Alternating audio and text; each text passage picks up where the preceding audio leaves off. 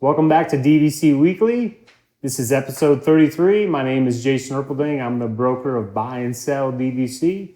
I'm here with Scott Ferrioli. I'm the owner of DVC-Rental.com and BuyandSellDVC.com. And today is September 22nd, 2021. 11 months from now is going to be August 22nd, 2022.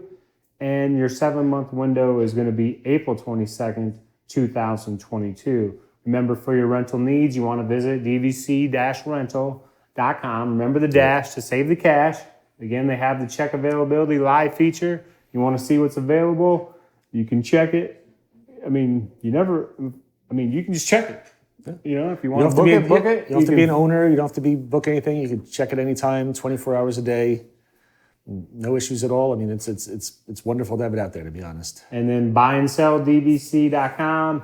If you want to see what properties we have available for sale, or if you're looking to sell your property, we'd be happy to help you out. If you remember if you haven't seen last episode, hopefully you have everything memorized, the dues for all the resorts. We're going to try and finish all the resorts today. And so here we go. So we have Grand Californian up first. So of course, that's in California. That expires 2060. The annual dues are $6.99 a point. They have studios, 1 bedrooms, 2 bedrooms, and 3-bedroom grand villas. And the one thing I will say about Grand Californian is it is almost impossible to get a reservation there unless you own there and you make your reservation as close to 11 months as possible. And on the resale side, Disney isn't even selling Grand Californians. On the direct side, Disney doesn't even sell it. So the only way you can get a Grand Californian contract is to buy it on the resale market. So I just want to say, if you're trying to stay in Orlando generally, you don't want to buy Grand Californian. No. You're buying that resort because that's where you want to stay, and you're going to make your reservation 7 to 11 months. Because of the demand, it's a small resort, and they're not selling it. The prices to buy it are by far the highest of any resort. So if you want to stay at Grand Californian, you need to get it. But otherwise, if you're sitting there going, I'm mostly going to spend my time at Disney World, honestly, that's not the resort for you. There's so many much less expensive options. Now we go on to the Grand Floridian. It expires 2064. The annual dues are $6.81 a point. It does have the studios that sleep 5, 1-bedroom villas, 2-bedroom villas, and the 3-bedroom grand villas. Yep. And plus, you have those 2 bathrooms in the studios, which are really nice as well. TVs in the mirrors. It's an elegant feeling resort. I really do enjoy Grand Floridian. Now that they've opened the walking path to Magic Kingdom, makes it a lot easier as well. Because last episode, we mentioned Bay Lake Tower's walking distance, and that's really, really helpful. It was the only one that was walking distance until they opened up that path earlier this year. So now that's walking distance as well. But Grand Floridian, some really good food options, really nice pools at Grand Floridian. You really can't go wrong there. It's Disney's flagship resort. Elegance, just beautiful resort. And would you say on availability side, under 7 months? Tougher. But it's not tough say... It's not Beach Club tough or, Copper Creek Studios tough. There's a lot more of them, but typically tougher to get under 7 months. But you can find it, but you'd still want to plan more than 7 months out if you're trying to get it often. And then the next resort we have is Hilton Head, which of course is in South Carolina. That's another resort. There's a number of resorts that expire 2042. This is a 2042 resort. Annual dues are $9.97 a point. It has studios, 1 bedrooms, 2 bedrooms, and 3-bedroom grand villas. When I think of Hilton Head, the one thing I think of is, the January point total, it's very low if you want to go there in January. I forget now. I know previously, and it might still be the case, it started at 6 points per night. And that's ridiculous. But I think most people don't want to go to Hilton Head in January because it is cold there, but it's beautiful. But I feel like I haven't been there, but I feel like the people that live in Florida that deal with the weather that we deal with here, where it's basically summer and almost summer, 12 months out of the year, they do like going to Hilton Head in January to get that experience. And with only being 6 points a night, that's a fantastic deal. Yeah. And I've stayed there. It's a beautiful resort. The rooms are very large.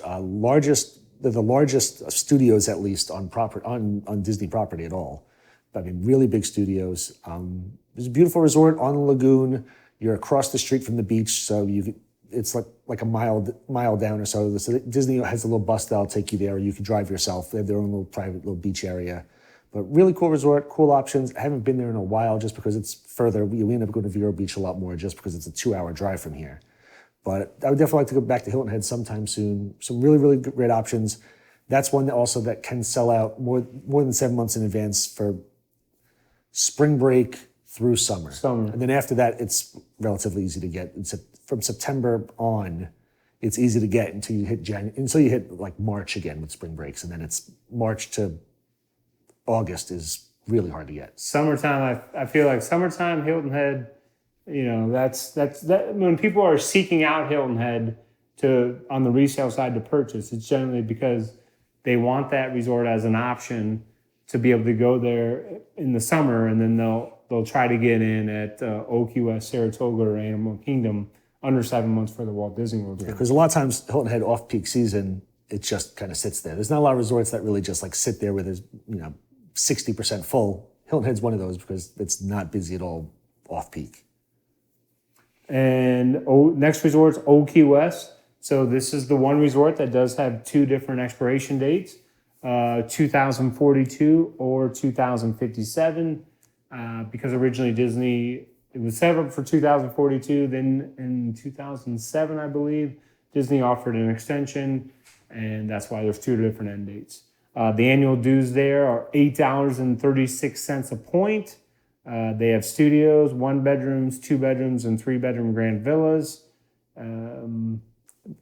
Cool resort, laid back theming, reggae music, Jimmy Buffett, Bob Marley, relaxing pastel colors, like Key West, Florida. Really nice, relaxing resort.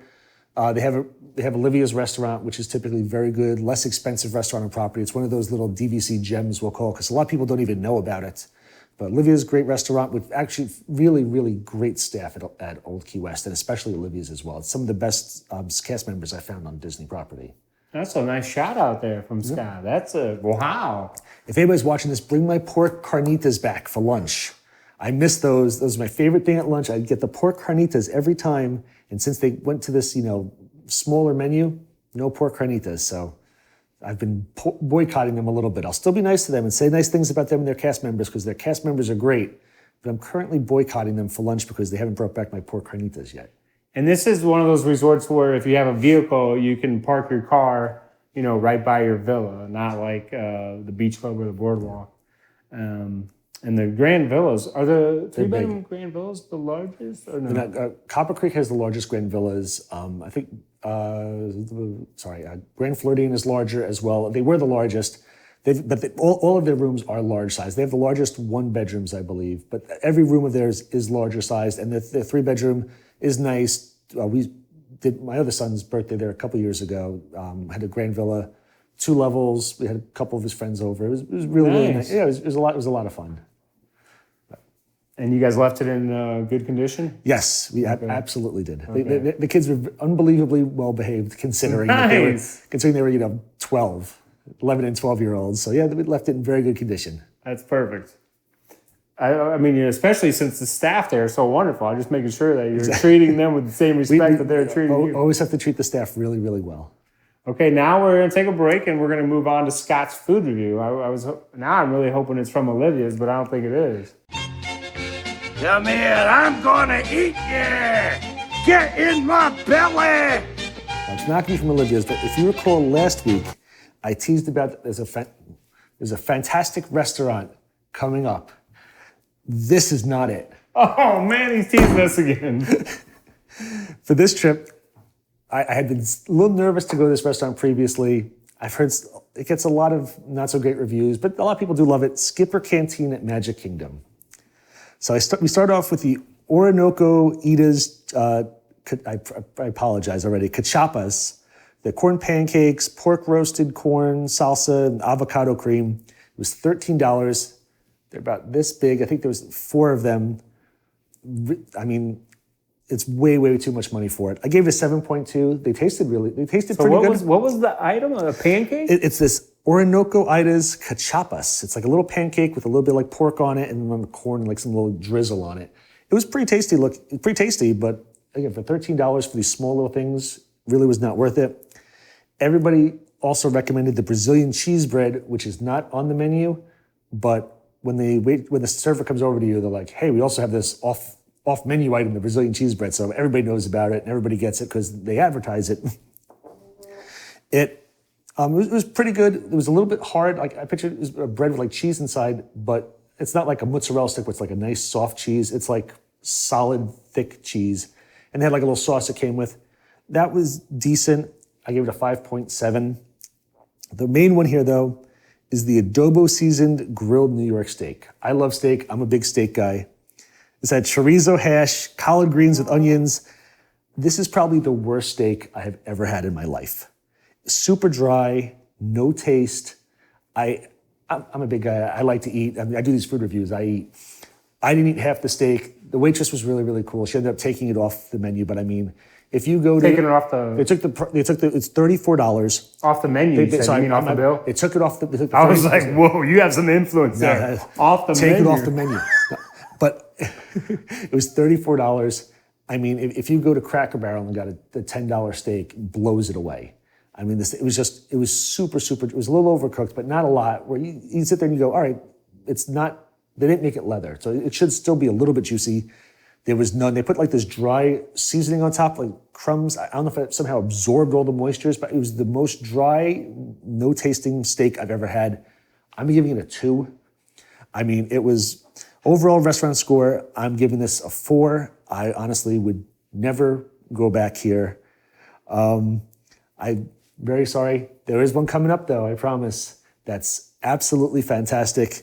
Skipper Canteen is not it. I'm a little, for some reason, I'm confused. So there was pancakes with meat on top? It's a corn pancake. Maybe I'm not exposed to enough food. I've never had. Picture it almost like a little. Have you had this before? No. Okay. Just making sure. It's almost like a little like tortilla, almost like a corn pancake, a thin. It's not like a big. It's like waffles and stuff. I mean, it was just like a small little pancake that had just like a little bit of like pork on it. I mean, the whole thing. They're about this big. I mean, they're not.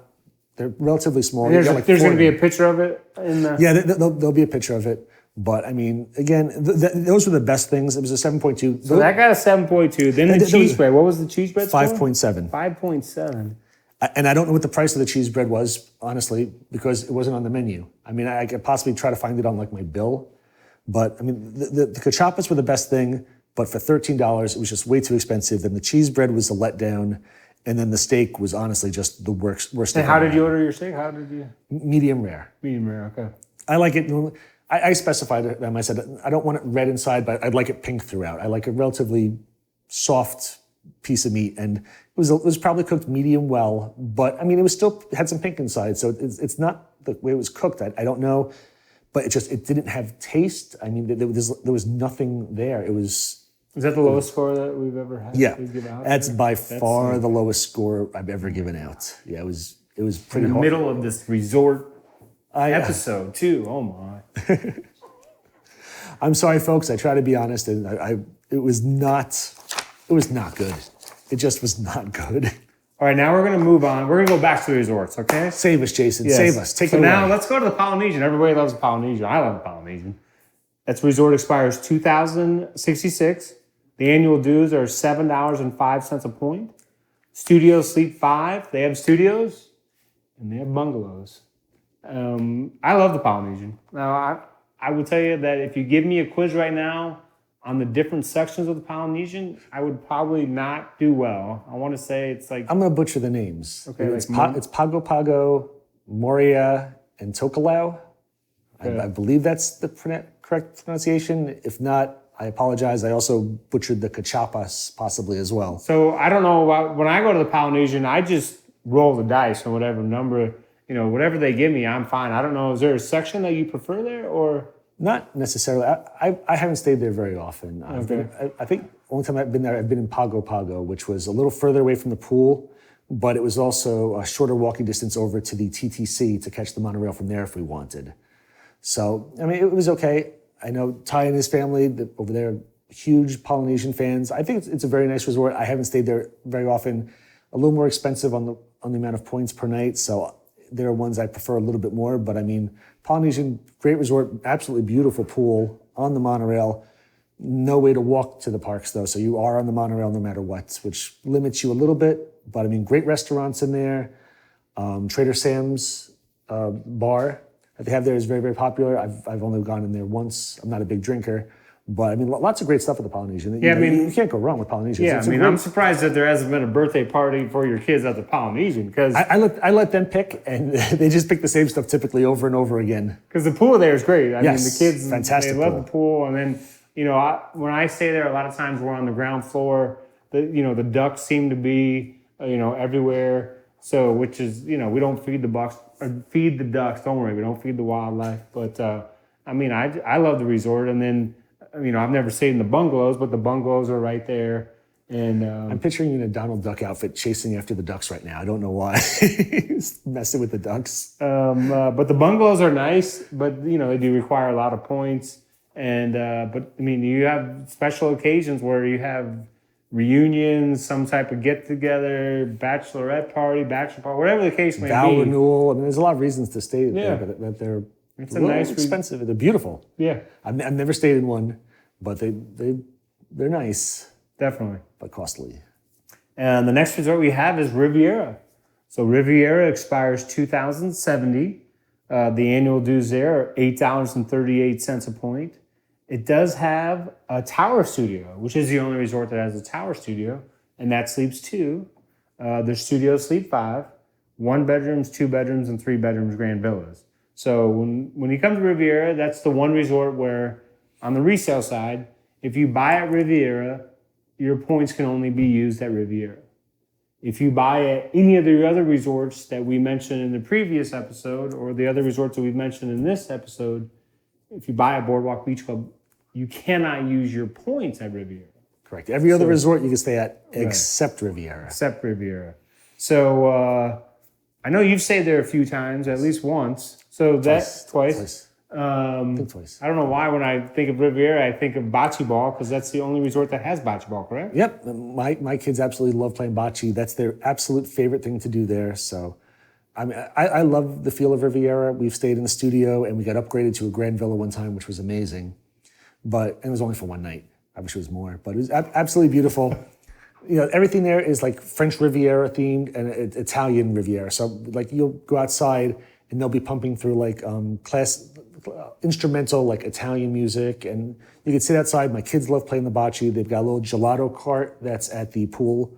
So last time we were there, the kids were just out there playing bocce. My wife and I went and got gelato. We were sharing the gelato, just sitting on the outdoor benches, watching them play bocce. And it's really nice experience, really, really mellow. And they have also some of the best artwork on Disney property.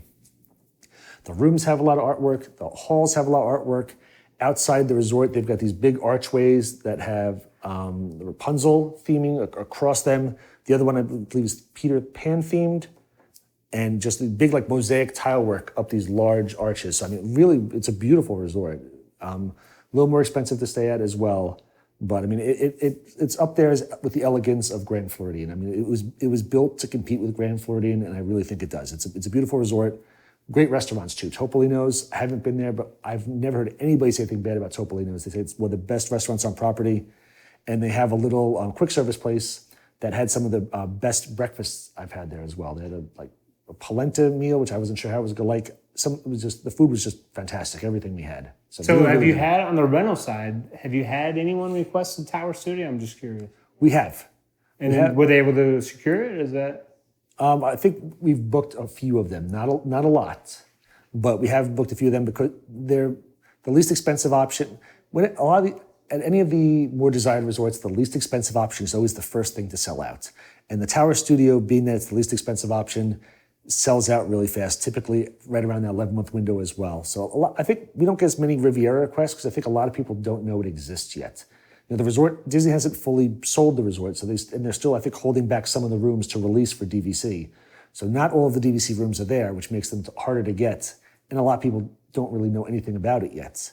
But it's a great resort. Now, Jason just gave you all the insight on Riviera. It's an absolutely great resort on the Skyliner, which is really, really helpful. So you get really nice access over to the boardwalk area, Epcot, and Hollywood Studios. But I mean, absolutely great option, beautiful on the water. It's really, really nice resort. Can't say enough nice things about it. And then, so besides bocce, do they have the outdoor ping pong? And I don't know. I know for a fact they have like the big outdoor chessboard. They've Okay. got like the 3 foot tall chess pieces that you could play with. I think there might be some sort of other outdoor activities. I don't know if it was like a foosball or ping pong. But the main one that I know, especially in the main courtyard area, is the big bocce sets area and the chess. is there more than one bocce? It's one court. Okay. Maybe court's the right word. Bocce court? Yeah, bocce court. It's called a court. So yeah, there's only one bocce court there. So only one group can play together at a time, which maybe not a great idea. It'd be better if they had maybe a couple bocce courts. Because again, that's my kid's favorite thing to do. I mean, honestly, there have been times where I was just visiting Epcot and we took the Skyliner over and just went so the kids could play bocce. We weren't even staying there, but my kids just wanted to play bocce because they just thought that was fun. And there's nothing, that's a relaxing evening right there. Do Epcot for a little bit, head over there, have a gelato, watch the kids play bocce, listen to the nice music in the background. Nice, peaceful. So is there one son that's more talented than the other when it comes to bocce, or are they pretty evenly matched? They're probably not going to see this video, so they're relatively evenly matched. I've got will be a 14-year-old and an 11-year-old, and my 11-year-old's very good at sports, but my 14-year-old is older and better. And sometimes, when they're playing, he'll take a look at me and he purposely throws it sometimes to help my 11-year-old not be too upset about it, because my 11-year-old is ultra competitive. So my 11-year-old can hold his own probably easily against other 11-year-olds, but playing against his 14-year-old brother, his 14-year-old brother is better than him. Maybe they don't want to watch this video. Yeah, I'm sorry, guys. I love you both the same.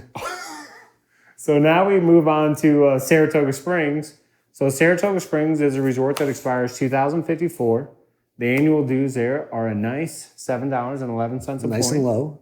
Studios, 1 bedrooms, 2 bedrooms, 3 bedroom grand villas, and the treehouse villas.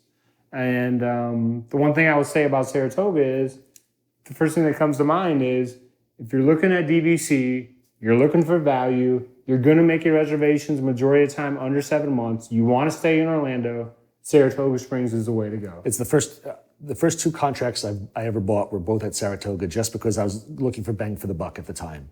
So it's always up there as one of the best bang for the bucks on property, and it still hangs in there with everything else. It's an absolutely great value. So you will see that on a lot of different Facebook groups.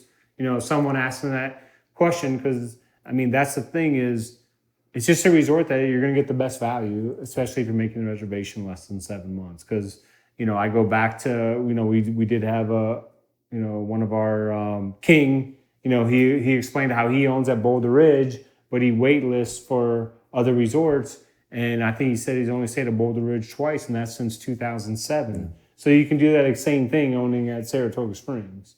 So that's why it's, people consider it the best value. It's a less expensive buy-in, later expiration with the 2054 expiration, and some of the lowest dues, not the lowest dues anymore. It used to be some of the lowest dues. So it's an absolute great value. And if you're on the DVC-Rental website and you're going to check availability, keep in mind the Saratoga Springs is the largest DVC resort. Mm-hmm.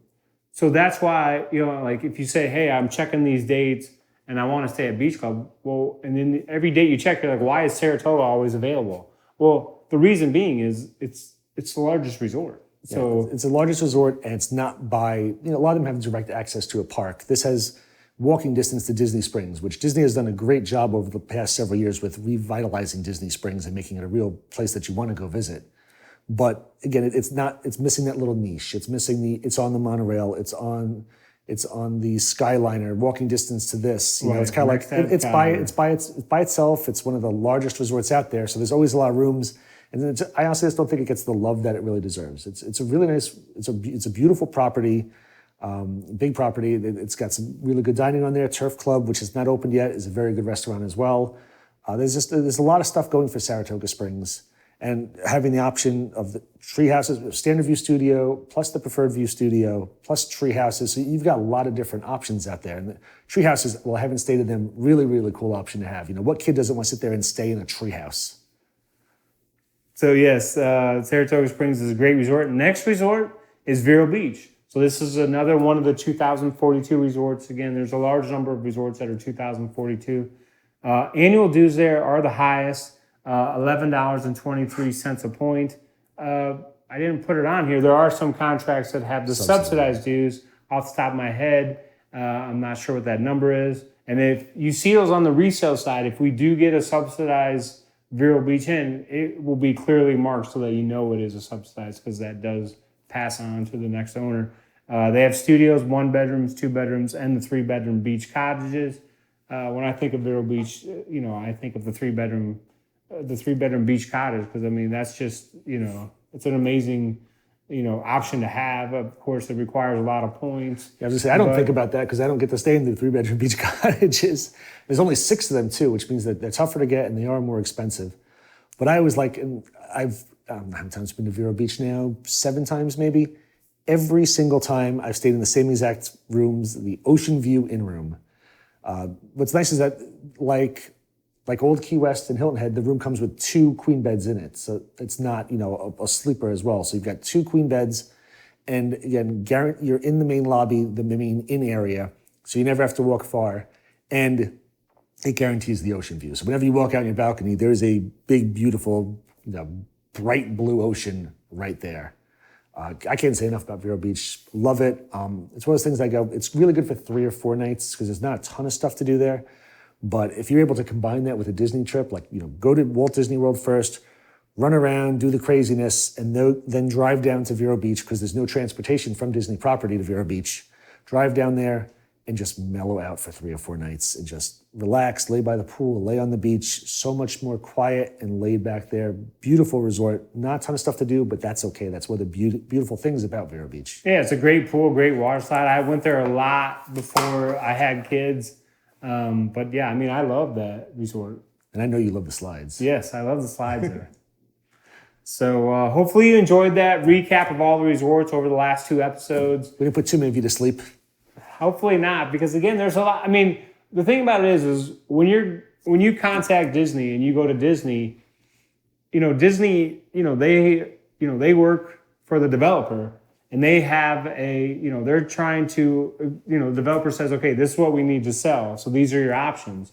Well, when it comes to the resale side, you have everything open to you. So I understand, I prefer when there's not a lot of choices because then it's easier to make a decision. So you have all these choices on the resale side. It's like, where do I want to go? That's why you see a lot of the same things. Like Scott says, you want to go to Alani in the summertime. You want to buy Alani. You want to go to Hilton Head in the summertime. You want to buy Hilton Head. You're going to make your reservations less than 7 months in advance for Disney World. You want to go to Saratoga Springs. So there's a lot of information out there that it can be overwhelming to people. Right, exactly. But it's good. I mean, I know these aren't. Let's be honest. When we go through this stuff, it's probably not the most fun and exciting episodes. But you're going to learn a lot, and you're going to get our honest opinions on stuff. And we're going to tell you what's good about the resort or what's possibly not as great about the resort. But you're going to get all of the correct information, stuff that, honestly, Disney doesn't get you because they're really only pushing, 1 or 2 resorts at a time. Where in the resale market, you've got all these options and we'll always go out there and we'll give you the best information that we can on everything. Right. We're just trying to lay all the information out for you so you can make the best decision because I've been doing this since 2004. So, I want you to purchase your membership and enjoy the membership for many years to come. Then you want to add on things like that. And then if you ever need to sell, we can help you sell. That's the thing that I always say is that, people who rent points from us typically come back to us. They realize it's a great deal and you become Disney families. We want to make sure that, we're giving you the best customer service and giving you, our most honest opinions on everything because we want you to come and rent with us. And then we want you to come buy with us. And then on years when you can't go, we want you to rent your points out with us. It's like, we're one big family here.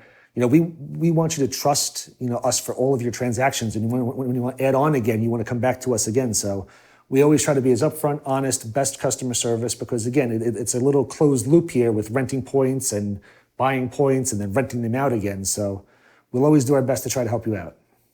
So just remember, click the like button, click the subscribe button. Apparently, if you're at Old Key West, that's the best staff on property. So pork carnitas. Hopefully, we'll see you back next week. Thanks again. If there's any if there's any Miami Dolphins birthdays out there, happy birthday all of our Miami Dolphins players. Thanks again.